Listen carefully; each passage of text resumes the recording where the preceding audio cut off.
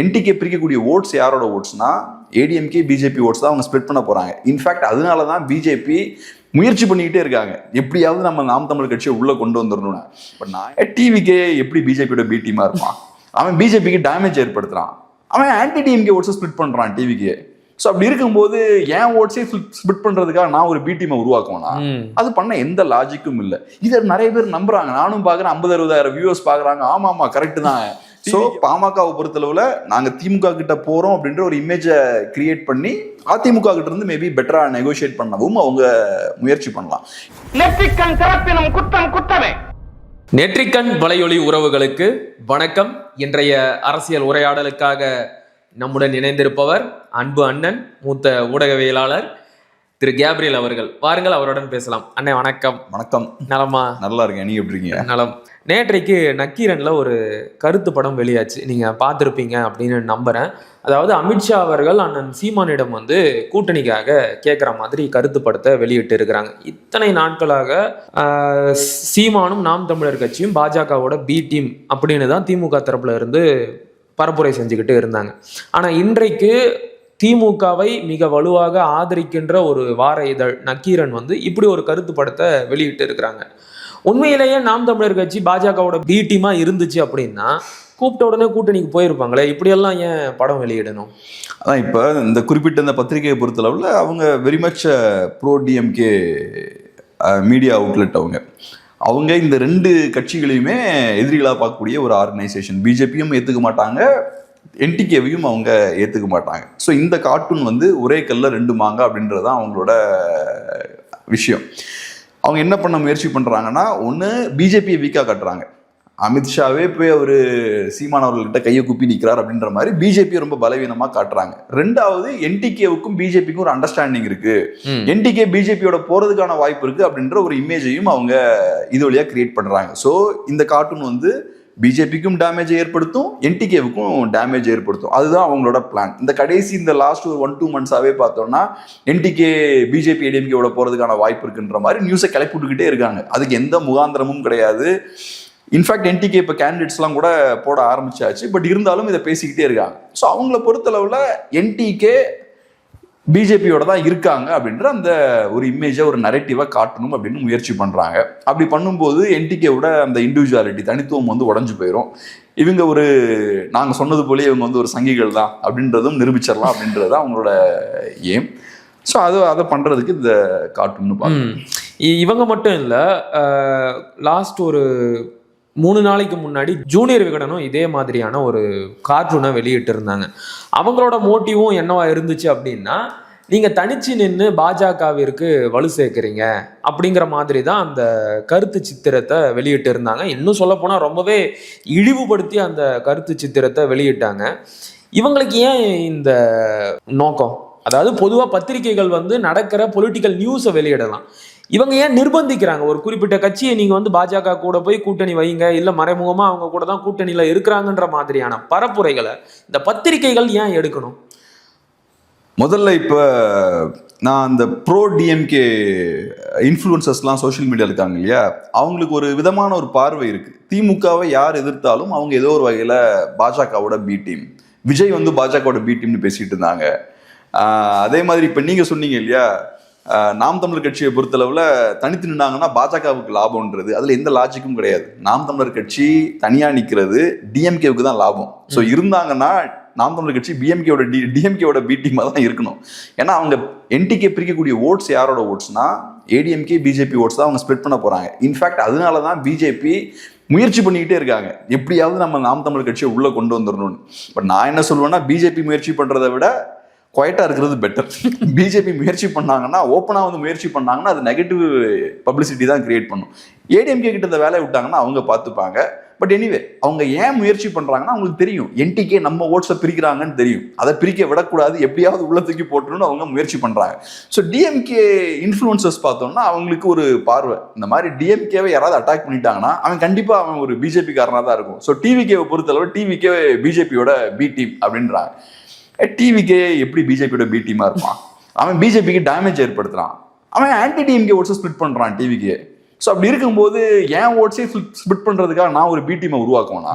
அது பண்ண எந்த லாஜிக்கும் இல்லை. இதை நிறைய பேர் நம்புறாங்க, நானும் பாக்குறேன். 50-60,000 வியூவர்ஸ் பாக்குறாங்க. ஆமா கரெக்ட் தான், டிவிக்கு வந்து பிஜேபியோட பி டீம் தான் அப்படின்னு பேசிட்டு இருக்காங்க. இல்லை ஏதாவது ஒரு பொலிட்டிக்கல் லாஜிக் இருக்கா, அரித்தமெட்டிக் லாஜிக் ஏதாவது இருக்கா? ஸோ இப்படி ஒரு கோமாளித்தனம் இங்க நடந்துட்டு இருக்கு. இப்ப ஒருத்தரை பி டீம்னு நம்ம சொல்றோம்னா அவரால் ஏதாவது ஒரு லாபம் ஏற்படணும். இப்போ என்டிகேவாலையும் டிவிகேவாலையும் யாருக்கு லாபம்னு பார்த்தா டிஎம்கேக்கு தான் லாபம். மேபி என்டிகேவோட மோட்டிவ் வேறவா இருக்கலாம்.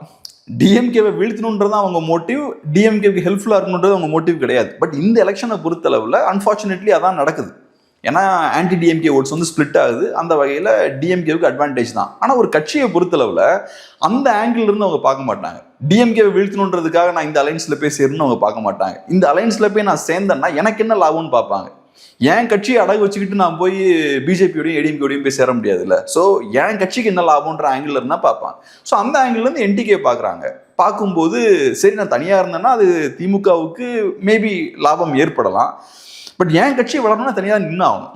எனக்கு ஒரு ஆப்ஷன் இல்லை. தமிழ் தேசியம்ன்ற சித்தாந்தத்தை கையில் எடுத்தாச்சு. அப்போ என் கட்சியை வளர்க்க வேண்டிய கட்டாயம் எனக்கு இருக்கு. நான் தனியாக தான் போய் ஆகணும். நான் இவங்க கூட போய் சேர்ந்தேன்னா என்னோட அந்த இண்டிவிஜுவாலிட்டி அடிபட்டு போயிடும். ஸோ அந்த ஆங்கிள் இருந்து தனியாக நிற்கிறாங்க. இந்த பேசிக் விஷயம் புரியாம பெரிய பத்திரிகைகள், நீங்க சொன்ன மாதிரி பெரிய பத்திரிகைகளும் குழப்பிட்டு இருக்காங்க. சாதாரண இன்ஃப்ளூயன்சஸும் பார்த்தோம்னா எந்த லாஜிக்கும் இல்லாம பேசிட்டு இருக்காங்க. இப்ப கூட்டணி கணக்குகளை பத்தியும் கொஞ்சம் பேசிடுவோம். ஏன்னா அதிமுக பாஜக கூட்டணி இன்னும் முழுமை அடையாம இருக்கு. பாமக அவங்க பக்கம் போய் சேரல. ஆனா நேற்றைக்கு சட்டமன்றத்துல பாமக கௌரவ தலைவர் ஐயா ஜி.கே. மணி அவர்கள் ஐயா கருணாநிதி அவர்களை ரொம்பவும் புகழ்ந்து அவர் பேர்ல பல்கலைக்கழகம் வேணும் அப்படின்னு கேட்டு இருக்கிறாரு. உடனடியா அவரோட அந்த கோரிக்கையை ஏத்துக்கிட்டு கும்பகோணத்துல நாங்க பல்கலைக்கழகத்தை அமைப்போம் அப்படின்னு சொல்லி இருக்கிறாங்க. பாமக திமுக பக்கம் போறதுக்கு பிளான் பண்றாங்களா? எதுக்காக இப்படிப்பட்ட ஒரு சாஃப்ட் கார்னரை பாமக திமுக கிட்ட காட்டணும்? போறதுக்கு பிளான் இருக்கா இல்லையான்னு தெரியல. பட் டெஃபினட்டா எலெக்ஷன் வரும்போது எல்லா ஆப்ஷன்ஸையுமே எக்ஸ்ப்ளோர் பண்ணுவாங்க. டெஃபினட்டா திமுகவோடையும் ஏதோ ஒரு வகையில ஒரு டோரை ஓப்பன் பண்ணுவோம், ஒரு லைன் ஆஃப் கம்யூனிகேஷனை வச்சுப்போம் தான் அவங்க டெஃபினட்டா பார்ப்பாங்க. அது அலைன்ஸ் ஃபார்ம் ஆகுதோ இல்லையோ அது செகண்டரி. அட்லீஸ்ட் அதிமுக கிட்ட நெகோஷியேட் பண்ண அது யூஸ் ஆகும். இல்லை நாங்கள் வந்து கொஞ்சம் சாஃப்டாக போகவும் என்னால் முடியும் திமுகவோட அப்படின்னு சொல்லும்போது நேச்சுரலாக அதிமுக எப்படி பார்ப்பாங்க, ரைட் இவங்களை உள்ளே கொண்டு வரணும்னா கொஞ்சம் இவங்களுக்கு சில சலுகைகள் நம்ம பண்ணணும், நிறைய சீட்ஸ் கொடுக்கணும், எப்படியா உள்ளே கொண்டு வரலாம். ஸோ பாமகவை பொறுத்தளவில் நாங்கள் திமுக கிட்ட போகிறோம் அப்படின்ற ஒரு இமேஜை கிரியேட் பண்ணி அதிமுக கிட்ட இருந்து மேபி பெட்டராக நெகோஷியேட் பண்ணவும் அவங்க முயற்சி பண்ணலாம். ஏன்னா இப்போ ஸ்ட்ராங்காக 2 அலைன்ஸும் சீல் ஆயாச்சு. ஒன்று பிஜேபி ஏடிஎம்கே, இன்னொரு சைடில் டிஎம்கே அலைன்ஸும் அங்கே இருக்காங்க. ஸோ இப்போ சின்ன கட்சிகளுக்கு 2 ஆப்ஷன் தான். ஒன்று நீ இங்கே போகணும், இல்லைன்னா அங்கே இருக்கணும். பெரிய ஆப்ஷன் அவங்களுக்கு கிடையாது. இப்போ கம்யூனிஸ்டுகளால் ஏடிஎம்கே அலைன்ஸுக்கு போக முடியாது. அப்போ அவங்களோட பார்கெனிங் கெப்பாசிட்டி கம்மியாயிருது. ஸோ கம்யூனிஸ்ட் அலைன்ஸை பொறுத்தளவில் விசிகேனால வெளில வர முடியாது, கம்யூனிஸ்டுகளால் வெளில வர முடியாது, காங்கிரஸாலையும் வெளில வர முடியாது. அவங்க டிஎம்கே கூட தான் இருக்கணும். இந்த அலையன்ஸ் இப்படி ஃப்ரீஸ் ஆயிருச்சுன்னா ஆட்டோமேட்டிக்காக பிஎம்கேவுக்கும் வேற ஆப்ஷன் கிடையாது. பாக்கி இருக்கக்கூடிய ஒரே அலையன்ஸ் பார்த்தோம்னா ஏடிஎம்கே பிஜேபி தான். அப்படி இருக்கும்போது ஏடிஎம்கே ஸ்ட்ராங்காக நெகோஷியேட் பண்ணுவாங்க.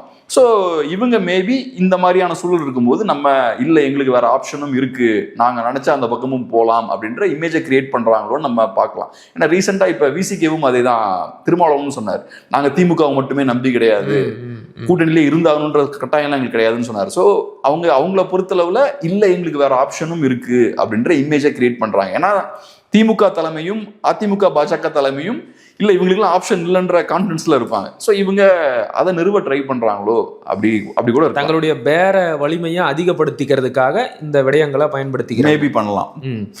இறுதி கேள்வி, நேற்றைக்கு 2 நாட்களா திமுகவோட முக்கிய அமைச்சர்களுக்கு எதிராக நீதிமன்றங்கள் தீர்ப்பு கொடுத்துருக்கு.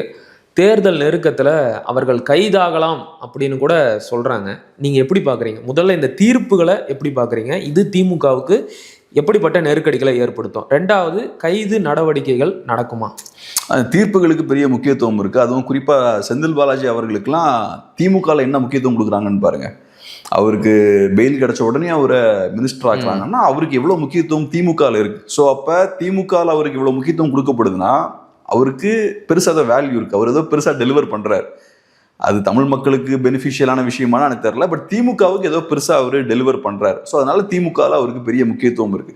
ஸோ இந்த மாதிரியான பெரும்புள்ளிகள்லாம் டார்கெட் பண்ணப்படும் போது அது டெஃபினட்டாக திமுகவுக்கு பெரிய பாதிப்பை ஏற்படுத்தும். ஏன்னா திமுகவை பொறுத்தளவில் மல்டி பவர் சென்டர்ஸ் இருக்கும். ஒவ்வொரு ஏரியாலையும் குறுமன்னர்கள் மாதிரி கொஞ்சம் கொஞ்சம் பேர் இருப்பாங்க. ஒரு சைடில் செந்தில் பாலாஜி ஸ்ட்ராங்காக இருப்பார், பொன்முடி ஸ்ட்ராங்காக இருப்பார், கேஎன்ஆர் ஒரு ஸ்டைலில் ஸ்ட்ராங்காக இருப்பார், துரைமுருகன் ஒரு சைடில் ஸ்ட்ராங்காக இருப்பார். ஸோ இதில் ஒரு 4-5 குறுநில மன்னர்களை நீங்கள் ஃபோக்கஸ் பண்ணி அவங்க மேலே அழுத்தங்கள் போட்டிங்கன்னா கண்டிப்பாக அந்த பகுதிகளில் திமுகவோட பெர்ஃபார்மன்ஸையும் பலத்தையும் அது கம்மி பண்ணும். ஏடிஎம்கே பார்த்தோம்னா வேறு மாதிரியான ஸ்ட்ரக்சர் இருக்கும். அம்மையார் ஜெயலலிதா இருக்கும்போதெல்லாம் மேலே டாப் லெவல் லீடர்ஷிப் ரொம்ப ஸ்ட்ராங்காக இருக்கும். அவங்க நினச்சாங்கன்னா யாரை வேணாலும் மாற்றலாம். ஸோ அது வேற டாப் டவுன் அப்ரோச் அங்கே இருக்கும். இங்கே அப்படி கிடையாது. கீழேயும் லோக்கல் லீடர்ஸும் ரொம்ப ஸ்ட்ராங்காக இருப்பாங்க. ஸோ அவங்களுக்கு பெரிய முக்கியத்துவம் உண்டு. ஏடிஎம்கேல நீங்கள் அந்த டைம்லலாம் மினிஸ்டர்ஸை டார்கெட் பண்ணிங்கன்னா அவங்க பெருசாக ஏடிஎம்கேல ஒன்றும் பெரிய பாதிப்பு ஏற்படாது. அது பாட்டுக்கு நல்லா ஃபங்க்ஷன் ஆகிட்டு தான் இருக்கும். பட் டிஎம்கேவை பொறுத்தளவில் கீழே இருக்கக்கூடிய அந்த லீடர்ஸ் இருக்காங்க பாருங்க, அவங்களுக்கு பெரிய முக்கியத்துவம் உண்டு. நீங்கள் அவங்கள டார்கெட் பண்ணீங்கன்னா அந்த பகுதி வீக் ஆகிறதுக்கான வாய்ப்பு இருக்கு திமுகவுக்கு. ஸோ அதனால எலெக்ஷன் கிட்ட வரும்போது அது பெரிய ஒரு சிக்கல் தான். மேபி நான் எப்படி பார்க்குறேன்னா, இந்த சிக்கல்கள்லாம் வரும்ன்றது திமுக ஃபர்ஸ்டே அவங்க ஜட்ஜ் பண்ணிட்டாங்க. அதனால தான் பொலிட்டிக்கலாகவும் அவங்க பாஜகவை அட்டாக் பண்ண ஆரம்பிச்சிட்டாங்க. ஸோ நாங்கள் பாஜகவை அட்டாக் பண்ணுறோம், அதனால தான் இந்த மாதிரி எங்களை அவங்க டார்கெட் பண்ணுறாங்கன்ற ஒரு இமேஜை கிரியேட் பண்ணுறதுக்காக ஃபர்ஸ்டே அவங்க ஆரம்பிச்சிட்டாங்க. ஓகே, எங்களோட இணைந்து பல்வேறு கருத்துக்களை ரொம்ப விரிவாக பகிர்ந்துக்கிட்டீங்க. மிக்க மகிழ்ச்சி. நன்றி.